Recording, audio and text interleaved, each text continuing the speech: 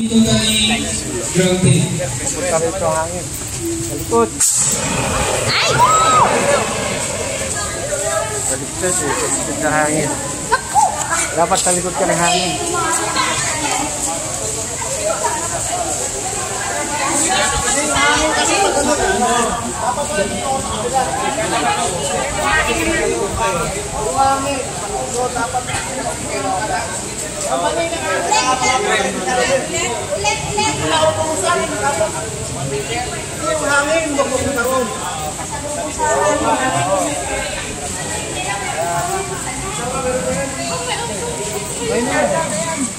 So, nakita niyo po yung pagkuha po ni Sir. Tandaan niyo po ha, yung tatlo.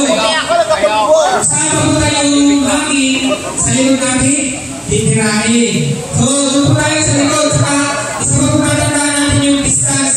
Nakita niyo po kanina, hindi ka na po si Sir.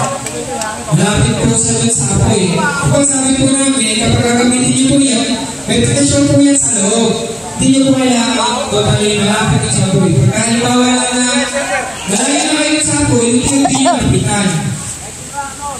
Yan, natulad dito. So, sa mga ano natin, pinis. Babae! Babae po, para may experience niyo po. Si ma'am! Salima. Bago mo na, si ma'am! Sungong! Takbo sungong!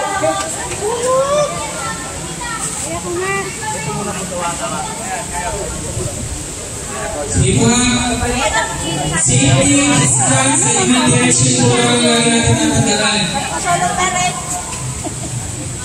Yan, dyan po po ang hangin. Sa ito po tayo. Distance. Okay. Yan po. Sir, paano ba tayo nagkakaroon ng apoy? Sige po. Sir, ako din. Humiyaw ka muna. Hiyaw! Ganun. Aray! Ay! Red! May sana huwag mong galaw-galawin! Itigas! Ako pa yung asawa. Ayaw ka nga na ka! Tama na. Inubos yung ano. Alright! Okay na, okay. Sa bundero.